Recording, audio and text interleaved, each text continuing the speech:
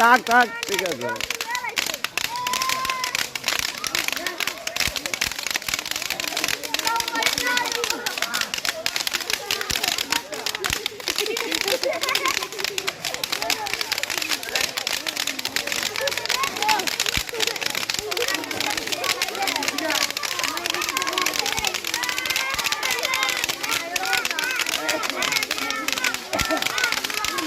অন্যরকম এক বিনোদনে ব্যস্ত আছে লাকসাম পৌরসভার ঐতিহ্যবাহী বাতাখালী হাফিজিয়া মাদ্রাসার স্টুডেন্টরা।